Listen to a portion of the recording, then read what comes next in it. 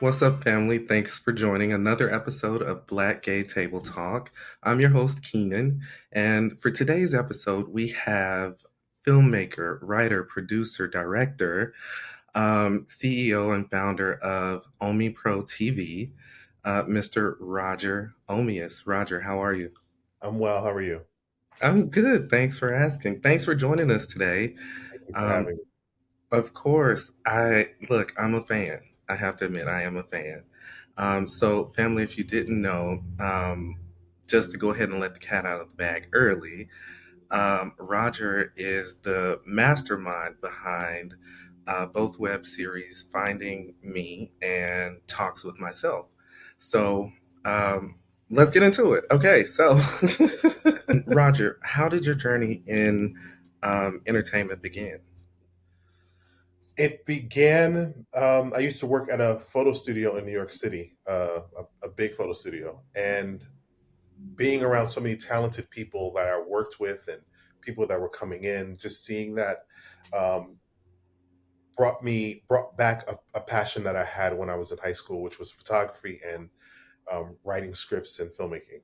But being in that environment really gave me the tools, literally like equipment and stuff, to write my script and film it, and with people, actors, talents that I knew around me, and it just began from that point. This was back in 2007. Wow, it's a long time ago. 2007. Time flies, right? Yeah, yeah, Well, kudos to you. I mean, that's a long time, especially in what we're doing and I guess I could say the audience, right? That you try to appeal to or that you do appeal to. yeah. That's It's cool. it's been a journey. It's been a real journey. Yeah. What along that journey was that you can think of now that was your most favorite part before things became what they are? I hope that makes sense. Yeah, it does. Um, the best part was the relationships that were formed while making the very first Finding Me movie. Um, and the knowledge that I gained from it, because we were all very green. We all had experiences with, well, I didn't, other than working at the photography studios, but the actors, a lot of them had their own different experiences. But us putting this together, we formed a family, and I will never forget those memories that I have from those days of no one knowing who we were. This is an era where Noah's Ark was off the air, so it was just on, but it just went off the air, and then there was an oasis of nothing in terms of black gay content, and then there Sure. were stuff like DL Chronicles that came out almost, I want to say, around the same time or maybe a year before us, uh, and so it was. I just felt like there was an energy and a pulse that we were all a part of. Hmm. This is before even YouTube, in a sense. I think YouTube was around. I'm not sure, but it just wasn't what it is right now. So Right. we were all kind of together doing it, building it together. Got it. Got it. So if you don't mind me asking, what was your inspiration behind Finding Me, the movie? Elin Harris's book Invisible Life, and then when I read that in 1998, maybe I Yeah. was inspired. That book just, it changed me. Um, and so Finding Me was a book at first. That's how it Yeah. started off, because Elin Harris inspired me. And then I shelved it. I had written part of it, not the whole book, but I written a lot of it. The Fabian character, the Greg character, the Amira character, it all existed in the book. And then years later, like I said, in 2007, I decided to change it into a screenplay, and that was the inspiration, definitely. And also, I would be remiss to say Elin Harris, Patrick Ian Polk's Punks. When that movie came out, I literally took. I went to see it like three times, and each time I took a group of people with me, because I'm Really? like, you have to see this movie because we're on the big screen. Right. I So love. yeah, those two things. Yeah, definitely. Yeah, and you know what? We have to do that sometimes. Like go and rally people up and get them out with us to support the arts. You know what I'm saying? Like Absolutely. It makes the difference. It Yep. does. That is amazing. Yeah, Elin, that was a beautiful spirit, I will say. Yeah. Yeah. I had Oh, the fortune of, because he had a book reading one day in New York at a bookstore called A Different Light. And if anyone from my age group and lived in New York, you remember that bookstore. So I got a chance to meet him. I was like, I have to hear this man read his book, a passage from his book. And yeah, he really inspired me. May he rest in peace. may he rest in peace. Oh, that's really cool. You do a lot, right? So you're writing, you're directing, producing, you're editing, right? What do you love the most about what you do? That's a great question. Um, there isn't one thing. I love every piece of it. So writing it is difficult because I'm having to create something new and fresh each time. Hmm. But I still love when I'm writing it. I hear these characters coming to life through my fingertips, and then when we're filming it, it's always a fun time with this with the actors. We Yeah. always have a fun time. I mean, sometimes it can be frustrating because we're all working off of each other's work schedules, and sometimes where we're filming can dictate how the day will go. Hmm. But we always have a really good time on set. And then when it comes to editing, I sometimes wait because I want to. It's like I feel like a kid with some candy. I don't want to eat it all. I Right. wait a bit, and I go back and I look at pieces every now and then. I'm like, oh, it's coming together. So the editing is probably the most famous. I mean, my favorite because the story is coming together as I edit it, and Got it's like what I envision in my mind is now on screen. Yeah. it. Yeah. Yeah. Oh, that's cool. I figured as much. I figured as much. So, um, staying with Finding Me, right? So, what was it like bringing the cast together? Did you already have an idea of who you wanted to play which character, or did you already have people in mind? How did that go for No, it was all it all happened organically because like I said, the people that were around me or I was working with, you? I just saw their natural talent. And Hmm. so Janara Corbin, who played Amira, we used to work at the same studio together. And she was and still is a beautiful woman. And she was very talented, just her effervescence. So I Hmm. wanted her to be a part of it.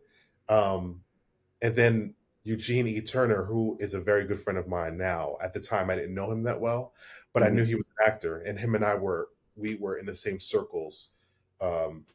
So I met him there, and I told him about I'm doing this movie, and he was like, "Yeah, right." And then I'm like, "No, I'm really doing this movie. Please, I want you to come audition." And he did. And the Fabian character, I had an actor already in mind for him, but I can't remember the reason why he bowed out. And so when Ray Martell came along, Ray did not visually look like Fabian to me. The way I saw Fabian was a brown skin to dark skin actor, and Ray is, a higher hue of he has a higher what's the word I'm looking for? He's a little light skin. I don't like using that word because that's whatever. But But his we you get know it. what We get I'm it. saying. And so I didn't see that because Fabian was a little like myself. But when Ray read the script, I felt the butterflies in my stomach. I was like, "Oh, he's Fabian. That's it." And that's basically how it all came together. I mean, truth and something that a lot of people don't know, Maurice Morel, he actually read for Fabian once at one point, and he really did a great job. It's just I didn't see him as Fabian, and Got it. so he ended up playing Jay, and a lot of people thought he was like Jay, and Maurice was nothing like that character. Got it. Okay. But it worked out though. It did Yes, work. It worked yes, out. That's cool. definitely. Finding Me is an amazing show. And so I'll say right now, thank you for taking the risk to bring us Black LGBTQ plus content, media, entertainment, the whole nine. Because, like you said, visibility matters, representation matters, and it's something that we've been craving and missing and needing. So I will say thank you on behalf of the Black Gay Table Talk family. We enjoy it. We do. Thank you very much. That's great to hear because Yeah. we're in a silo a lot of the times and we don't know if people are really watching. At least I don't. So thank you. Or you're in pre production now with Finding Me. So there will be another season. Well, talks with myself, not finding me. Okay, let me take it back. Okay, don't so don't get people excited because finding me is for the most part done. it's for the most part done. Yeah, I mean, because this is still the finding me universe. Talk to myself is still in that same. So characters have popped in, like Eugene E. Turner, who plays Greg. He was in one of the episodes of Talk to Myself, playing Greg again. Okay. Um, and so I say for the most part because I think we've as the actors have moved not moved on. That's the wrong word. It's just that in order for me to do a Finding Me series again, there would need to be a budget. It just has to be so that Oh, things can be elevated to another level. Otherwise, it's kind of telling the same thing the same way, and I don't want that for not for that series. No, got it. Okay. So is it fair to say that you're independent at this point? very, very.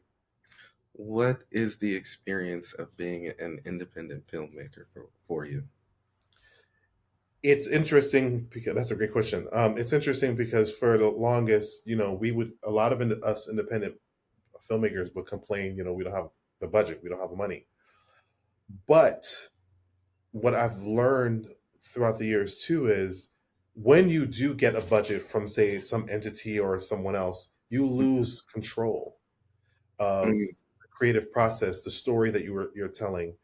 Um, and that can be a fight that I don't think a lot of us are ready for or mhm. want.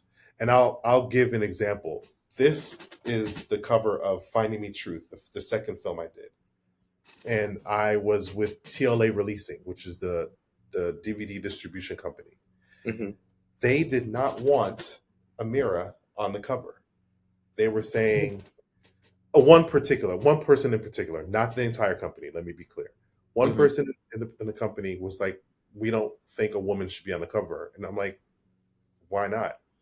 Right. He was saying because this is a gay series, a gay film, it should be men. And I said, in the black gay community, we Mm, love a diva, we love a woman, and right. so you have to understand that has to be on the cover. And so I fought to get Janara on the cover, and that's a small example of when you have other entities involved, the creative control can sometimes get whittled away. And Mhm. so, as an independent filmmaker, it's a struggle. It's a constant struggle to get things done, get new equipment, shooting guerrilla style, because that's all I've ever done. Mhm. But there's a blessing in it in the fact that I don't feel like I'm giving up my soul in order to continue doing my art. And so Right. it's a twofold. Right. It's your baby. It's your Yeah, baby, and you want to protect your baby and make sure your baby grows in the way that you envisioned right. your baby growing, you Right. know? And Hmm. not just and also through the eyes of people, black people and people of color. Yes, the person who may be giving the money may be white. And so I don't ever want them to think that they can tell our stories better than we can. That's something I never want. Never. Well said. Well said. Moving into talks with myself. Um, how, or I guess, what inspired you to create the Talks with Myself series, if you will, moving or shifting from Finding Me? So at that time, there was three series I was doing, and it was focused on supporting characters that were in Finding Me, and now spotlighting them on their own series. So talks it was talks with myself. There was James and Danielle, and there was Restitution. I was doing at the same time. Hmm. Uh, talks with myself spawned from the character Morris, played by Kenyon L. O'Brien. And Kenyon, I met him in 2012. He became Fabian's new love interest when we were doing Finding Me the series. Hmm. And Kenyon always has, in my mind, has this star quality. And I wanted to focus a story about his character who had a lot of flaws in the Hmm. Finding Me series and shine a light on that. And I wanted to flip the the story around, whereas you have a good looking person like Kenyon playing Morris, and things don't come easy for him. Like he has to go through obstacles. And I wanted to challenge the viewers who think, a lot of us think that, good looking people, just everything comes easy to them. And it's like, let's show that it doesn't. And let's show that they do have Right. issues. And that's what I want. That's what the story like kind of spawned from. Got it. Roger, I was just having this conversation literally the other day. And it was like, oh, well, pretty people have it, easier. They can do this or they get the job. And I kind of contested it a bit because I'm like, well, but they go through their own struggles. Like, I know pretty boys who have been done wrong and who find it hard to find love or be taken serious. And I've found the pretty boys who might not get the job because they don't look like they would be willing to get dirty or be willing to Right. make the ugly face, so to speak. You know what I'm saying? Right. That is so cool that you had that idea with that. Yeah. And Kenyon is he's a great person to work with, and he's rolled with a lot of the punches. So, I Mhm. mean, like I said, I've known him since 2012, and we've worked really well together this whole time doing talks with myself. And I just give a lot of kudos to him because he's such a quiet person, Mhm. and but he delivers. He delivers every time, every time. That's cool. That's cool. I love it. So, talks with myself. If you could think of a moment right now, what's your proudest moment during this season? This Okay. We just had a screening back in March 20th, Hmm. and it was for the season 5 finale. Okay. And I was very proud of, one, how many people came, because we haven't had a screening since pre-COVID. Um, and so again, we work in a silo a lot. We tinker away in our own little bubble and not realizing if the audience is out there, and do they True. really care. Yeah. So when we had this screening and hearing the feedback from the audience was rejuvenating. It really, really was. I was on a high for a long time because people are people get the story and they Yeah. follow what's going on and they're interested and invested. And as a storyteller, that's the best that's the best thing you could ever ask for. Yes. Have you done somewhat of like a screening tour at some point or We did back in season 2. We did a screening tour. We did Philadelphia. No, no, not with Talks to Myself. The most we've ever done was Philadelphia. Finding Me, we did a screening tour. oh, But Talks to Myself, we did Philadelphia and Jersey, and that's got why it. I would love to expand that, because I Talks to Myself has an audience that I recently, last year, released the first 3 seasons on YouTube. Um, Mainly due to the actors. They were like, Roger, we need to see we need more people to see the series outside of Omipro TV. So I put it on YouTube, and the response was it was I just wasn't expecting it. It Hmm. and for them, because we've been doing this for a while, for them it was a new show, and people were binging it. And still to this day, I'm getting comments from people like, "I can't stop watching it," or "This is addictive." And every time I hear that, it's just like, "Wow, I didn't know, I didn't know." It is. It is. I love it. But I had to do that, the subscription, which I will get into now. What is it like having or seeing your baby become a platform, so to speak, and knowing that you're giving viewers that opportunity to, in essence, become one with what's going on? Yeah. So just to give a little backstory, Finding Me the series was originally on YouTube. Okay. Then we Ray Martell, who played Fabian, he was an executive producer on the series, and he was saying, along with myself, we think we need to take it off YouTube because it's like free stories for networks to then be able to steal ideas from. Mm, So that's why we created Omipro TV so that we can keep our stories kind of a, a little bit more safe. mm-hmm. So once that happened, it became quieter. When it was on YouTube, it was a lot of people talking and involvement. When we got on Pro TV, it became quieter because it's behind a paywall. People don't want to subscribe to stuff. People want things for free. I understand that. But as time has moved on, and the reason I put it out on YouTube, the Talks to Myself series, the first 3 seasons, is because we needed to get more of an audience. But Mm-hmm. I love having Omi Pro TV because again, it's a platform that was created by us for us. Right. Um, a lot of people think Omi Pro TV means my last name because it's the same first letters as my last name. It doesn't. It means Optimum Media Entertainment. And for a while, I had other series on the platform Yeah. when there were a lot more web series going on back in the day, like Drama Queens and I forget the other names. I had them on there for people to be able to watch because I was like, why isn't there a platform for Black gay content? We Right. still to this day need a platform for Black gay content. And I'm hoping that Omi Pro TV would be that platform. I've always wanted that. That's been my vision.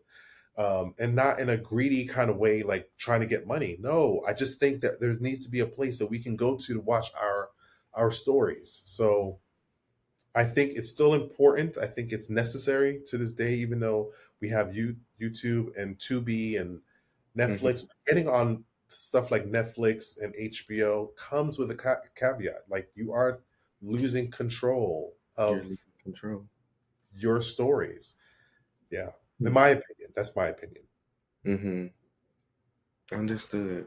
And I've talked to a few people, and the experiences have been different, but there's always that element of there's something that you're going to have to compromise or sacrifice in Yeah. order to make it happen, you know? Yes, it's true. Hmm. Um, I don't say that lightly either because money makes things happen. True. But I'm not, and I'm not saying this is the case with everyone and every network. But I'm just not willing to sell my soul. I'm just not. Got it. Shifting just a tad bit. Um, what's one of the, and you've done pitches, I'm sure, at this point, right? What's one of the weirdest or wildest pitches that you think you've had to date? Um, well, the one that stands out in my mind is when I was doing the second movie, Finding Me Truth, and I had to pitch it to the distribution company because they did the first film, Mhm. and I was naive thinking, oh, they're just gonna give us money to do this film, and that's not how it worked out. But in order for me to get them to come on board with this one, I had to show them the sex scene. Um, and once So I showed them that sex scene in the second film, they were like, we're gonna create a contract. I'm like, great. That was so my intention, but I was like, I know what we did, and I know how it looks. So sex sells. sex sales.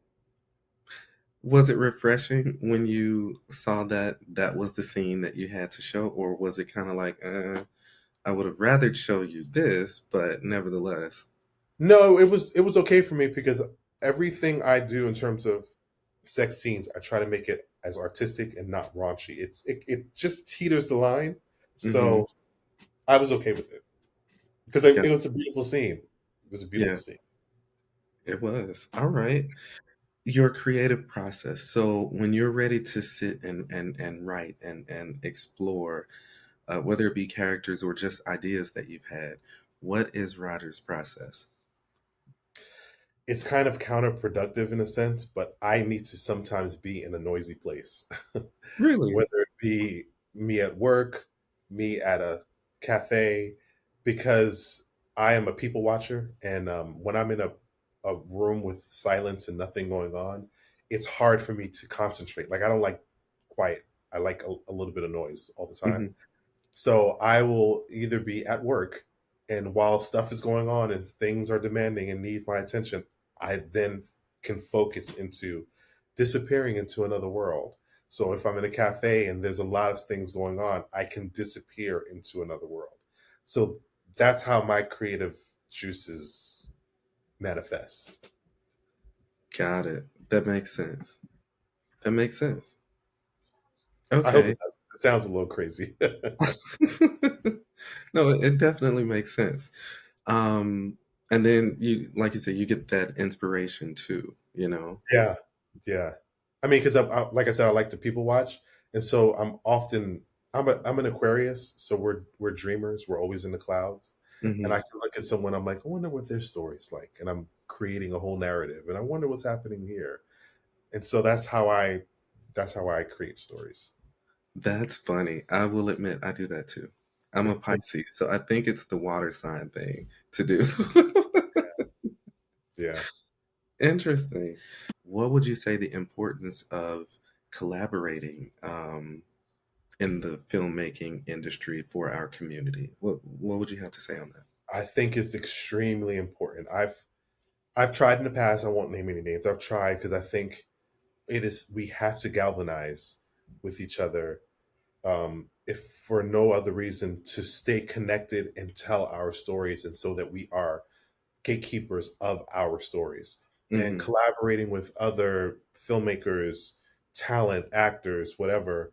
Hmm. I think it's paramount. I mean, we you would you it would be a much more enriched story and experience if you have other people, tapping in. Now, too many artists in a room usually is too many artists in the room, and someone needs to know what role they're playing and stay in that role, um, Hmm. and check your ego to the side.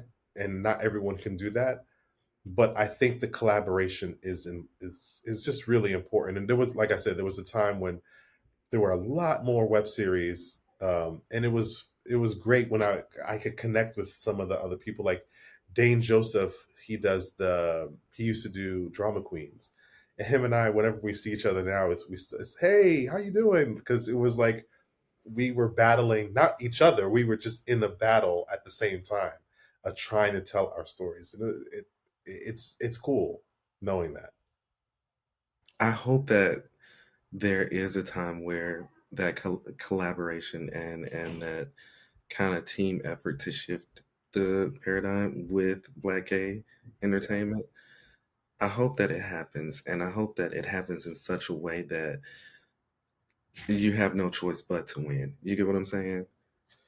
Yeah, I we really do. there's a catalog that has not been put together of Black gay content, and that's sad. I don't know if I don't want to say I don't know if I'm going to see it in my lifetime. I think we have to see it in my lifetime, but We there have to. is a literal catalog of Black gay content. I shouldn't have to, when I want to watch something gay, think, oh, what's the white show that came out, or what's. I shouldn't have to think about that. I should want to see, easily click and see myself and my brothers and sisters on screen, on a platform that represents us in a way that no one else ever have.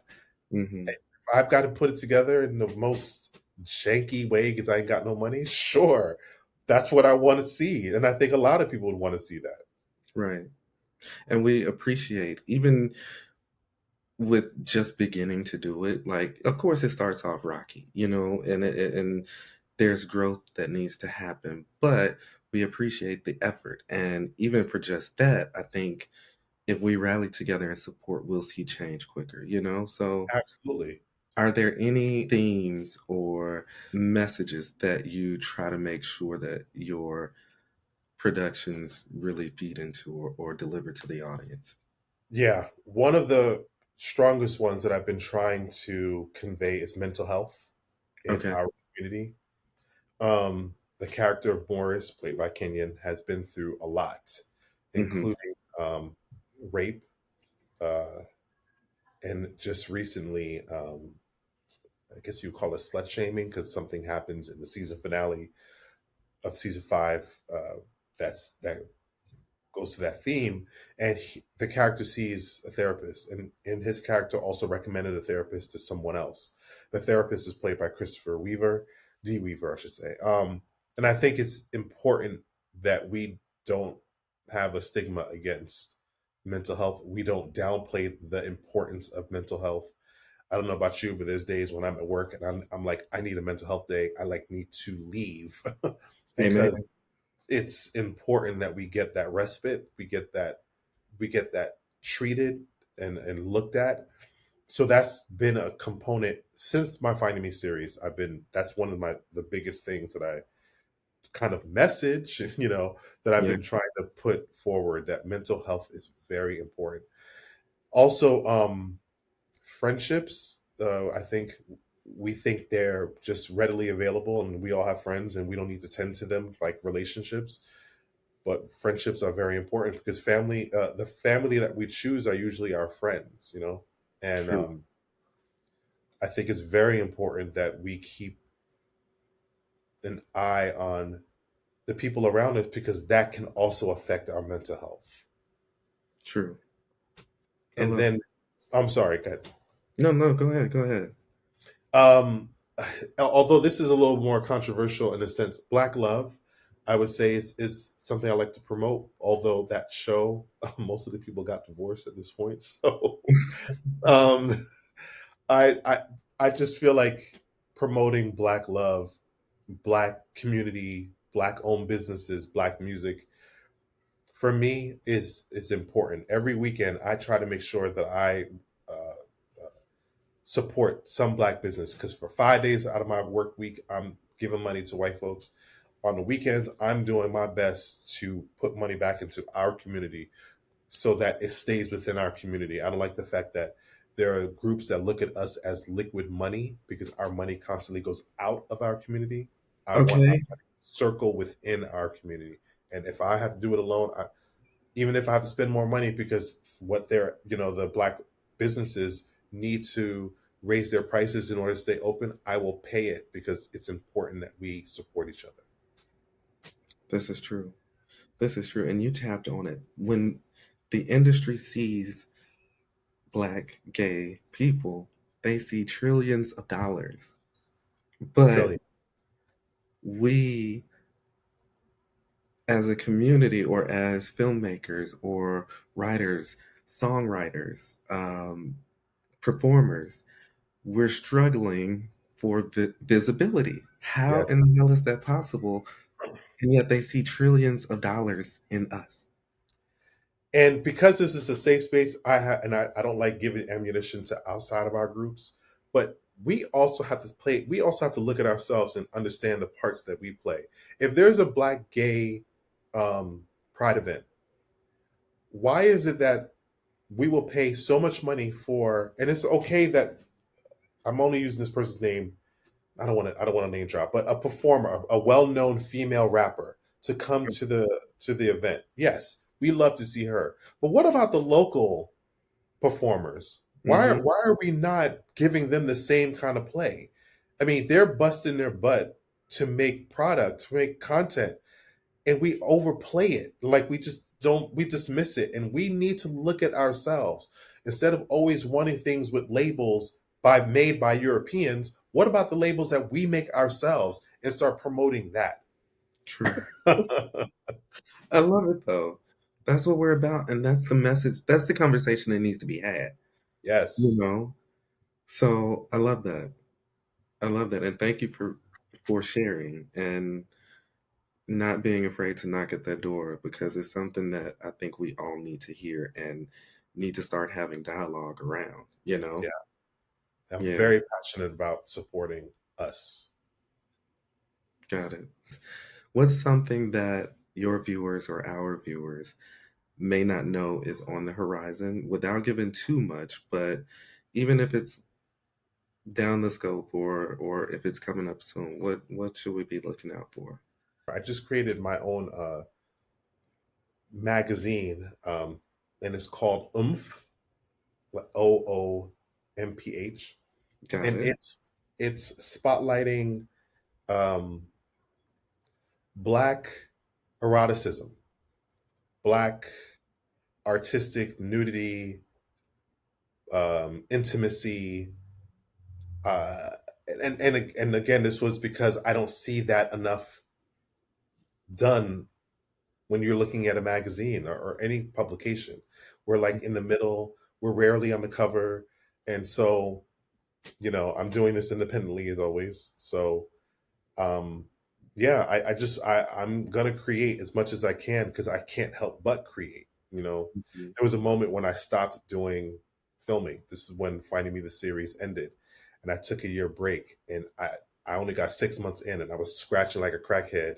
Like, I need to create something. I need to create something. I need to create, Right. and that's when I started doing the talks to myself and all the other stuff. So what people may not know, and it's out right now. If you go to Instagram and you go to OOMPHZINE, you will find the page, and where you can purchase the magazine. Again, it's about just spotlighting us. Yes, yes. Like, I remember the magazines from back in the day.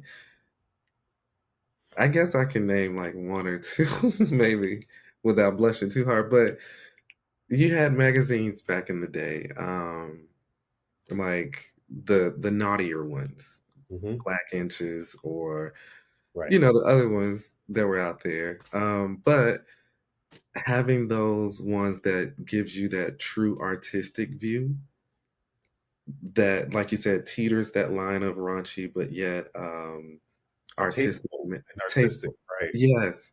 So I myself, I'm excited to see it. I have not seen it yet, but I definitely want to help people get to it, and I'm getting my copy too. So Thank you. So this is the cover,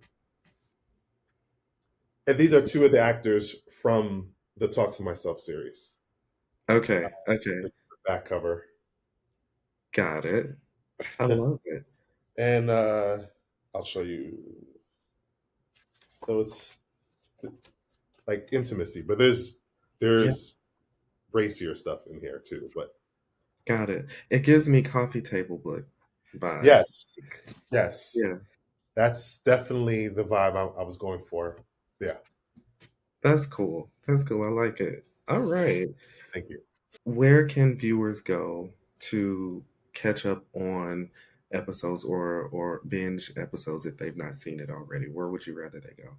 They should go to omiprotv.co, not com.co. That there you can download, rent, or subscribe. The subscription is $5.99, and you can cancel anytime you want to. You can watch everything that's been done. The Finding Me series, the James and Danielle restitution, and all of Talks to Myself. And there's some like behind the scenes stuff on there. And then the two movies will soon be on a platform as well because I finally own all the rights to the movies again. Um, but yeah, omiprotv.co is where you would go. In the meantime, for those who want to binge and not pay anything, you can watch the first 3 seasons of Talk to Myself on YouTube. Then just type in Omi Pro TV. Yes, yes, but just from me to you, you might as well go to omiprotv.co, because once you see those first 3 seasons on YouTube, you're not gonna want to stop. So just gotta get the subscription. Like, Yeah, and I have to say, it wasn't. This wasn't a marketing design to get people to come to OmiProTV.co. What yeah. happened is YouTube literally is blocking because the series gets a little racier in terms of sexual content, and Hmm. it doesn't meet YouTube's guidelines. So it has to be on a different platform if you want to see us tell our stories authentically. Hmm. Hmm. So that's why it's Omi Pro TV. That's why season 4 and season 5 are not on Omi Pro. I mean, are not on YouTube. And season 4 and season 5 are really good. I'm not saying that to sound conceited. They're just really good. They are really good. Like the entire um, franchise that you're building is phenomenal. Like there's quality thought placed into the scenery, where the takes are, who's chosen to play what role. Like I've seen it. Yeah, I'm like I said, I'm a fan. So I'll get Really, too carried away. I really appreciate that. Is there anything that we've not touched on that you would like for us to touch on? No, I mean, you asked great questions. This was a great interview. Oh, Is there anything else you want to know? Because I enjoyed this a lot. This was really good. This is really really? cool. So I did have some other questions. Um, yeah, I think I'll ask them. They might be, you might find them kind of funny. Okay. So if you could create a movie with animals only, animals only as the main characters, Mhm. what would the plot be for that movie? um, that's that's a funny question. What would the plot be for that movie? It would be them getting their freedom, like I'd have them in a zoo, Hmm. and getting their freedom to live the way they want to live Oh, okay. in the Okay. I free like that. wild in their inhabitants. I don't know if that's a word. Like close enough. Right. Okay. Now, if you were to make a film about your life, what genre would it be, and who would you have cast to play you? Wow. Okay. About my life, genre would be. I don't know the name of the genre of what's the name of the movie with Mahogany. That would definitely be the genre. Really? Mahogany, that's one of my favorite movies. It would definitely be okay. So maybe 70s, I guess 70s. Black. It wasn't black. That wasn't as black exploitation, but I just love the feel of that movie. Yeah. Uh, who would play me? I would get the kid. I don't know his name from Stranger Things on Netflix. The black guy, the only black guy on there. Okay. I Okay. don't know his name, but I would love for him to play me. Got it. Got it. Okay. And I can't think of his name either. Oh my gosh. He is growing up to be a very handsome man. Yeah, that he is. Um, so, if your life could be a soundtrack, what? I already know You already know it. Go ahead. it. Jill Scott, Easy Conversation from Yeah. the Brown from the Brown Sugar movie. That song. There's two. Okay, so there's one. That's one. Okay. Sade's Kiss of Life. Got it. All right. Deep. That's deep. Okay. Um, what is the most embarrassing or silliest moment that you've experienced on set? Most embarrassing or silliest moments. Let's see. It's so many. I can't because they're usually of the actors. Stuff that happens, on the tape. Okay, so there's one in this recent season. Two of the actors, Derek Butler, who plays Topher, he's the muscular guy, Mhm. and Chad Bailey, who plays his new love interest. There's a sex scene, and it's a very steamy sex scene, and it takes place. They're having sex on a dining room table, and they both have oil on them. Okay. So when they're having doing the motion of having sex, Chad's back, there was a basically a pocket of space created a sound that made it sound like he farted. And we all just laughed. I can't I can't put it in the bloopers because they would censor it, but it is the funniest funniest blooper. That's funny. Actually, we had Chad on the show. Oh Um, yeah, yeah, I saw that. I saw that. yeah, and he spoke highly of you too. He did say you're amazing to work with, and he gave you a shout out. So hopefully you did see it. Yeah, Chad is isn't one of the new actors on the series, and he's great. He is great. So That's talented. yes, yes. I yeah, I'm thankful because through you, you're impacting other people, you're giving opportunities, and I mean the sky is the limit, really. I mean, of course, it takes the work and the drive, but one day, one day, we will be there.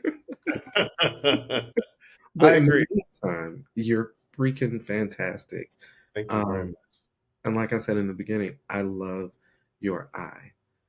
And there are the things that get attention faster, but the messages that you send or try to focus on sending, like friendships, healthy friendships, loving yourself and mental health, there's an audience. We want to see that too. And so when it can be also noisy, I'm appreciative for entertainment or media like that. Thank you so much. Yeah. It really means a lot. It really does. That's amazing. I just want to say your platform is amazing, by the way, honestly. Oh, We really? need Thank you. we need this. We really, really need this. Yes, I will admit, even just hearing you talk, a lot resonates with me, and I'm kind of going through it too. Um, Even from being independent and doing everything yourself, Everything.